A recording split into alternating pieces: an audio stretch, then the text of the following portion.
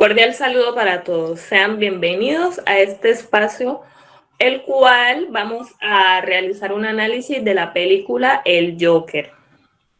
La dinámica será la siguiente. Contaremos con una psicóloga llamada Eli Yadira y Meli Joana Palacio, y con dos estudiantes, una Juan y Andrea Rentil, quien les habla Hanseli.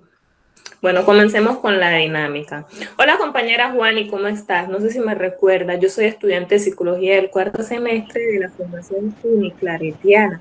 En un momento dimos una materia juntas. Hola compañera Hanseli, espero que estés muy bien, yo estoy bien. Claro que sí. Me alegra eso, yo estoy bien. Aquí recordando aquel día que salimos al centro comercial El Caraño a ver la película El Joker. Te digo que observando esa película recordaba la materia de psicopatología que estuvo a cargo de la docente Magda. Recuerdo que ella nos indicaba que la psicopatología es más que el DSM-5 y que el CIE-11. Ella nos decía que aquellos signos y síntomas que presenta el ser humano y que por lo tanto cuando hay enfermedad mental hay unos procesos psicológicos que pueden ser alterados y que es importante saber dónde se dan esas alteraciones. Aquel día pensaba en el protagonista de la película, el cual se llamaba Arthur. Este personaje principalmente fue un niño adoptado por una mujer que sufría un fuerte trastorno de la personalidad. A raíz de ello, Arthur sufrió múltiples lesiones físicas y psicológicas, como golpes, violaciones, etc. Su madre había ocultado esto por mucho tiempo, lo que lo llevó a convertirse en un comediante que sufría un trastorno mental, el cual era medicado. Este trastorno hacía que él tuviera una risa totalmente incontrolable. Sin embargo, él creía que su vida no era como todos los pensaban, pues la sociedad en la que él vivía no lo tenía en cuenta, lo golpeaban, lo maltrataban, lo insultaban y se burlaban de él y sobre todo de su trabajo. Arthur asistía a terapia y por medio de esta le era posible conseguir las medicinas que le ayudaban con la enfermedad mental que él tenía. Después de varias sesiones con su terapeuta, esta le informa que ya no era posible continuar con la terapia y por lo tanto dejaría de tomar las pastillas. Teniendo en cuenta que Arthur dependía de estos fármacos, al no tenerlos comenzó a sentirse mal y por lo tanto a cambiar su comportamiento y conducta. Interesante, ¿no? Este análisis de este personaje me llama mucho la atención que para tratar de explicar lo que le pasaba a Arthur, lo relacioné con una teoría que nos explicaba la docente Laura en la materia psicología dinámica, y la teoría es la teoría del apego de Bowlby. Y es que partiendo del ambiente familiar en el que se desenvolvía Arthur, podemos expresar que este tuvo un apego desorganizado, debido a que él no tuvo un ambiente facilitador para un buen desarrollo. Es claro saber que el protagonista no tuvo una buena infancia porque su madre o cuidador primario es que no lo pudieron atender. Es así como de adulto este desarrolló un comportamiento antisocial, puesto que de las primeras etapas de su vida estuvo bastante expuesto ante el maltrato físico y psicológico. Es de resaltar que cuando se viven este tipo de situaciones es común que se manifieste o que repercute en la vida adulta, de forma en que la persona no es capaz de sentir respeto ni por él mismo ni por los demás, ni entender sus límites, obligaciones ni derechos como miembros de una sociedad, haciéndolos propensos a cometer más delitos o actos no debidos. Compañera Wani, sería bueno que habláramos con una psicóloga para que nos hable o nos explique de aquellos procesos psicológicos que se pudieron ver alterados en Arthur. ¿Conocen alguna? Claro que sí, compañera. Aquí estaremos acompañadas de dos psicólogas súper eh, que nos hablarán un poco sobre todo este tema. Está la psicóloga Eliyaira Rentería y Meli Joana Palacios, que tiene una amplia experiencia en todo lo que tiene que ver con las psicopatologías y en el lado más clínico. Entonces, empecemos por la psicóloga Eli para que nos cuente un poco sobre el análisis que ella tiene por hacer con respecto a lo mismo. Sí. Sí, chicas, realmente me llama mucho la atención el análisis bastante profundo que hacen frente a esta película y pues yo también tuve la oportunidad de mirarla y realmente frente a el personaje de Arthur podemos hacer como un análisis bastante chévere frente a la semiología del psiquismo que él presenta.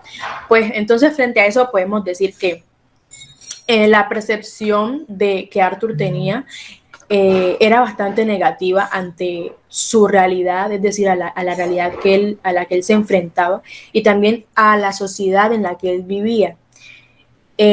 También podemos decir que Arthur tenía un aspecto que para algunas personas generaba cierto temor y por otro lado también tenemos de que el aspecto de Arthur pues no era desagradable porque pues él obviamente se preocupaba por mantener su aspecto físico en buen estado.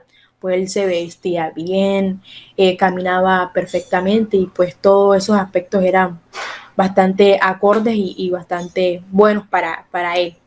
En cuanto a la actitud del personaje, de la película El Joker, podemos decir que Arthur tenía, a pesar de que él pues se manifestaba de forma tranquila, de cierto modo ante muchas personas en la sociedad en la que él vivía, generaba cierto temor.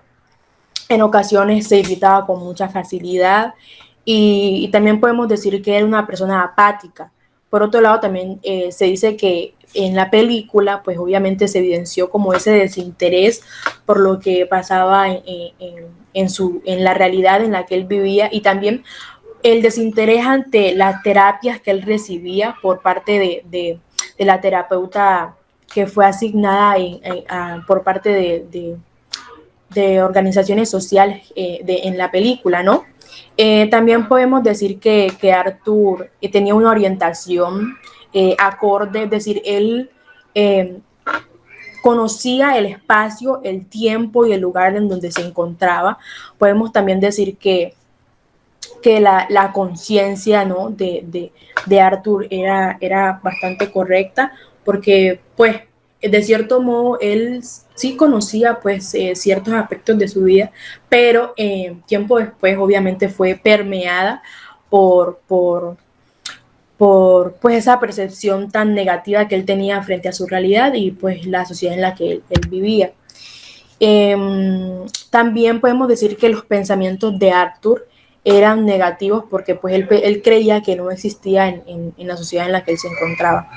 Es decir, dentro de la semiología hay muchos aspectos que tocar y que realmente son bastante buenos, pero pues ante eso pues le logré mencionar algunos.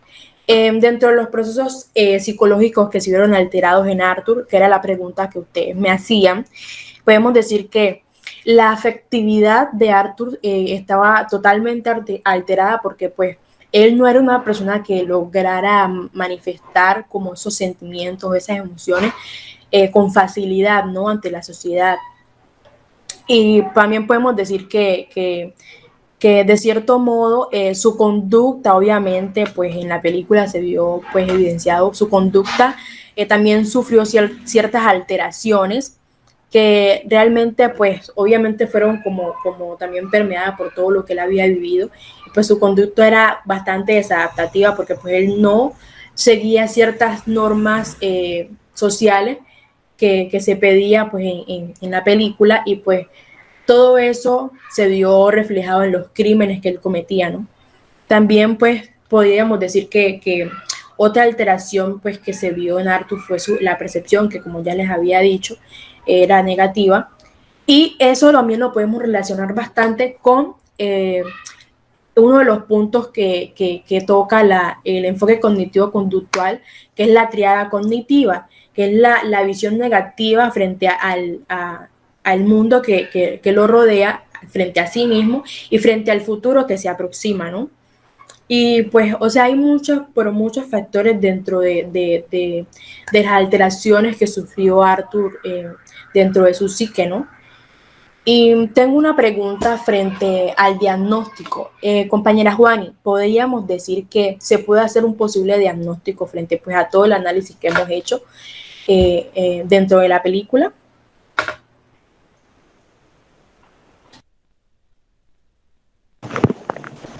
Claro que sí, total, debido a todo lo que ya se ha hablado y que ya se ha planteado en este análisis, se puede hablar de un diagnóstico y uno de ellos puede ser el trastorno de personalidad antisocial, debido a que Arthur era un hombre que se vio afectado por sus experiencias vividas durante la infancia y parte de su vida adulto. Él era ridiculizado socialmente por su deseo de ser payaso y pues la sociedad no lo tomaba en serio con el intento que le hacía por divertir a la gente, pues era prácticamente como ser fracasado.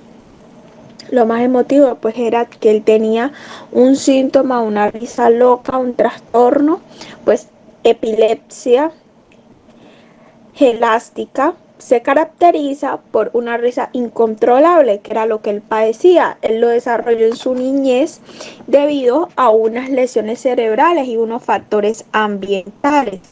Pues él de pequeño era torturado física y psicológicamente, pero de una u otra manera, él a medida que fue creciendo empezó a tener como que ciertos comportamientos o esas conductas psicópata, antisocial, con disposición a crímenes sociales, a violentar las normas sociales, la violencia directa a las personas, y de allí se evidencia lo que es lo normativo, lo normal y lo patológico. Él era un ser incapaz de adaptarse a la sociedad, ¿cierto? Además de eso, él manifestaba una irritabilidad, lo cual lo impulsaba a ser agresivo con otras personas y no tener ese remordimiento, no tener esa conciencia como que Dios mío, hice mal. No, para él eso estaba bien. Él todo lo que hacía estaba bien y él no tenía como remordimiento alguno. Y era incapaz de tener comportamientos correctos por lo dicho anteriormente. Además de ello, tenemos un trastorno de la personalidad esquizotípica, que se hace evidente en Arthur relacionarse y hacer parte de una sociedad, ya que la misma sociedad lo llevó a esto, porque era excluido, era rechazado, le hacían bullying y él por eso tenía ese comportamiento o esas conductas inadecuadas, desadaptativas, excéntricas, y a eso lo lleva a tener unas ideas paranoides, lo que se refleja de manera constante. Por otro lado, este personaje manifiesta una ansiedad social. ¿Por qué? Porque al enfrentarse a un grupo en particular, la risa incontrolable era una respuesta a lo que él sentía. Entonces, respondiendo a su pregunta, señorita Eli, sí, o sea, sí se pueden hacer unos diagnósticos porque tenemos una semiología, tenemos unos síntomas, tenemos unos signos que se hace evidente en él y que de una u otra manera todo esto es observable.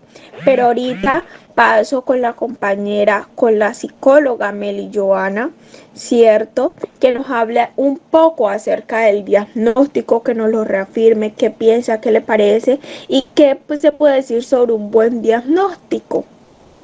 Gracias.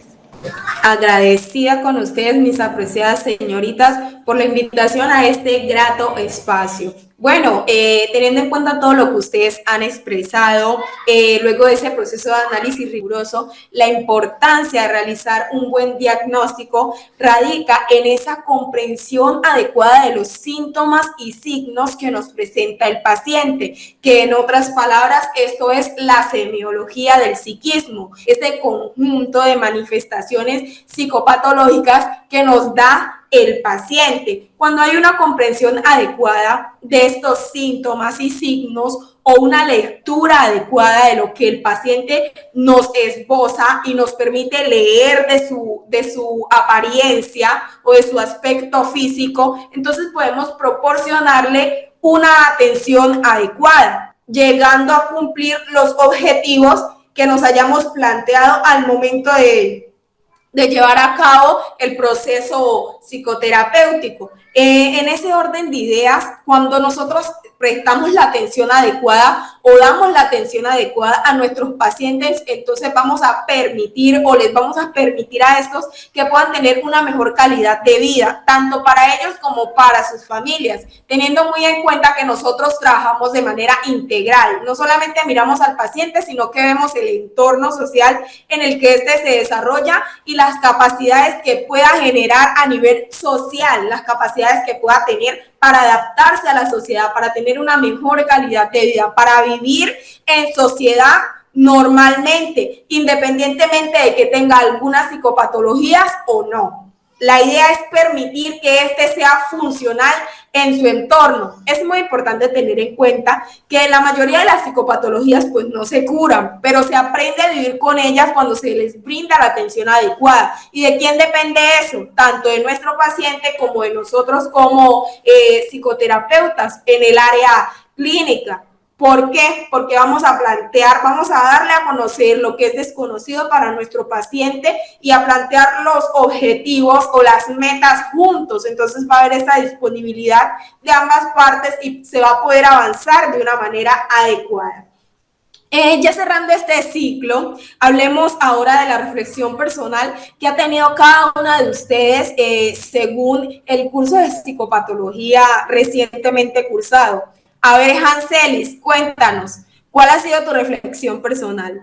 Cordial saludo nuevamente. Con relación al curso y desde mi perspectiva, el curso de psicopatología fue de gran ayuda para mi proceso formativo como psicóloga, ya que me ha permitido entender y comprender algunos procesos que pueden ser alterados según algún suceso o acontecimiento que experimentemos, además de comprender lo que es normal y lo que es anormal y cuando esto puede convertirse en psicopatológico y por supuesto la importancia que tiene nuestra salud mental y del mismo modo buscar ayuda profesional para de esa manera tener una vida más placentera y saber trabajar sobre todo aquello que nos genera malestar y puede afectar nuestra vida diaria. Compañera Juani, cuéntanos. Claro que sí, compañera Anseli. Pues el curso de psicopatología ha sido una experiencia muy enriquecedora para todo este proceso formativo como profesional, pero también es ver y uno saber esa satisfacción de aprender cosas nuevas, de poder identificar ciertas patologías que se pueden presentar en las personas, la importancia que tiene el DSM-5 para el mismo, el CIE-11, el uso que se le puede dar, que para los psicólogos es importante poder aprender a manejar el DSM-5. Además de ello, saber y comprender todos esos aspectos que pueden ser importantes cuando una persona llega a consulta. Cómo tiene su aspecto físico, su conciencia, son cosas elementales aparentemente, pero que de una u otra forma son importantes para hacer un buen trabajo. Bueno, agradecer a todas mis compañeras y a la docente por este espacio, por todo lo aprendido, muy enriquecedor, muchas gracias. Con relación a la reflexión que puedo hacer frente al curso de psicopatología, pues estoy pues bastante agradecida, es bastante satisfactorio todos esos conocimientos que hemos recibido por parte de nuestra docente y por parte pues de cada una de esas actividades que hemos realizado en clases y pues varios trabajos con mis compañeras. Me llama mucho la atención cosas que realmente no tenía, no era de mi conocer, que eran bastante importantes para hacer un buen diagnóstico, para leer a un paciente, para poder hacer un buen trabajo y para poder como que tener esa alianza terapéutica con el paciente. Realmente es bastante enriquecedor todo lo que hemos aprendido y agradecer pues a mis compañeros y a mi grupo de trabajo por todos esos conocimientos compartidos y también a nuestra docente Magda por habernos impartido todos esos conocimientos. Muchas gracias. Bueno, pues mi reflexión personal con relación al curso es básicamente la comprensión de lo que es en realidad la psicopatología, que viene a ser esa semiología del psiquismo y viene a ser más que aprender a leer el DSM-5 o el CIE-11, es aprender a comprender, a leer al paciente a través de las consultas para poderlo atender de una manera adecuada. Además de eso, pues agradecer a Dios enormemente la oportunidad que nos regala para poder compartir, para poder interactuar a través de la virtualidad, construyendo conocimientos significativos y saliendo adelante con su misericordia y su poder. No siendo más, les agradecemos enormemente la atención prestada mediante este espacio. Dios les bendiga.